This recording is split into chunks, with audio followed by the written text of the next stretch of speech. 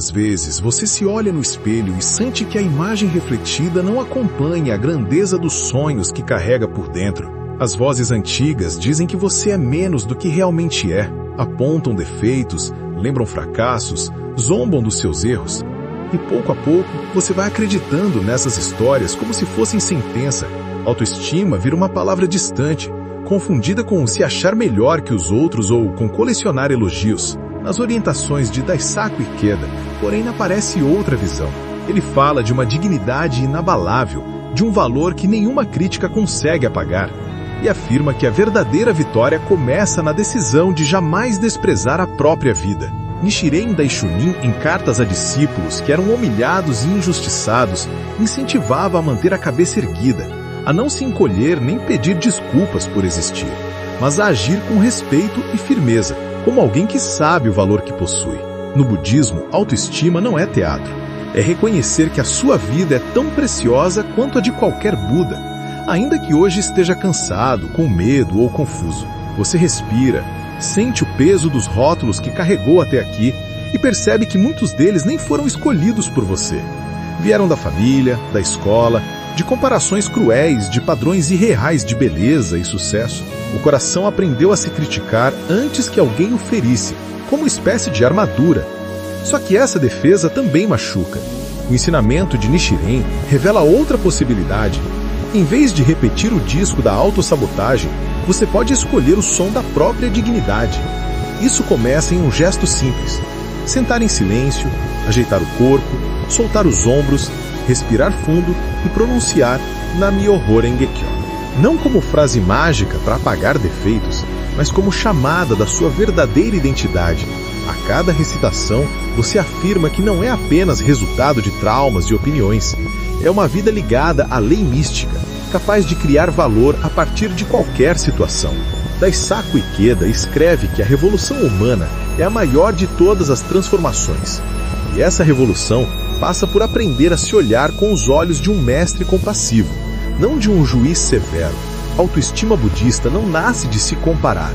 Nasce de decidir que a sua existência tem missão única, que ninguém pode substituir. A voz interna que dizia, não sou capaz, começa a ser questionada. Em vez de concordar automaticamente, você pergunta, quem disse isso? Em que está baseada essa ideia? E vai percebendo que muitas conclusões sobre si mesmo foram tiradas em momentos de dor, sem o apoio da sabedoria mais profunda. Ao recitar, você convida essa sabedoria a participar, a iluminar memórias antigas, a dissolver vergonhas desnecessárias, a transformar arrependimentos em responsabilidade criativa. Autoestima aqui não é orgulho vazio, é consciência de que sua vida é campo de paz, cultura e educação.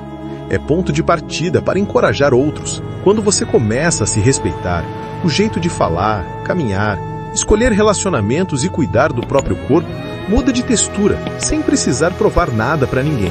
Na segunda parte dessa jornada, a pergunta deixa de ser como faço para gostar de mim e se torna como posso agir hoje como alguém que já reconhece o próprio valor.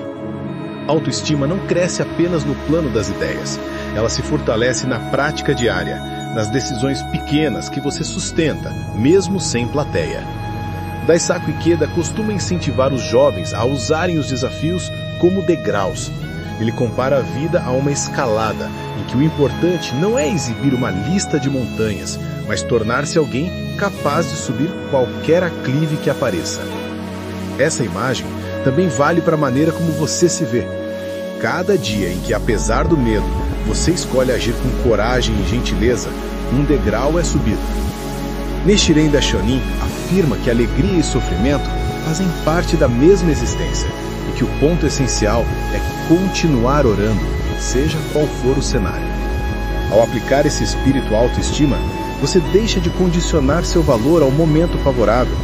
Hoje talvez as finanças estejam apertadas, o relacionamento em crise, o trabalho incerto. Ainda assim, ao recitar Nam-myoho Renge-kyo, você declara que nada disso define o quanto sua vida importa. Depois da oração, vem o teste concreto. Em vez de repetir gestos que te diminuem, você escolhe um gesto que confirma o respeito por si mesmo. Dizer não a uma situação abusiva, pedir ajuda profissional, organizar o quarto como quem cuida de um templo, escrever 3 linhas de gratidão dirigida à própria trajetória, registrar no papel uma pequena vitória do dia. A autoestima se nutre dessas memórias de promessas honradas. Você passa a tratar erros como material de aprendizado, não como prova de incapacidade. A crítica interna perde força porque você começa a responder com compaixão firme. Algo como, sim, eu errei, e justamente por me valorizar, vou reparar o que for possível e seguir aprendendo. Esse modo de falar consigo mesmo muda o clima dos pensamentos. Toda vez que encoraja outra pessoa a confiar no próprio potencial, a sua autoestima também cresce. A vida se expande em 2 direções ao mesmo tempo, para dentro e para fora. Se esta mensagem toca um ponto sensível em você, use o momento. Faça agora um pequeno voto de se tratar com mais respeito. Compartilhe nos comentários qual atitude concreta escolhe dar hoje em direção a uma autoestima mais saudável. Inscreva-se no canal e deixe seu like para que mais pessoas recebam esse incentivo. E sempre que duvidar do próprio valor, volte a esse método simples. Sente-se, respire, recite Nam-myoho Renge Kyo. Haja como aliado da sua própria vida. Passo a passo, a imagem no espelho começará a refletir não só um rosto, mas a história de alguém que decidiu com coragem ser amigo de si mesmo.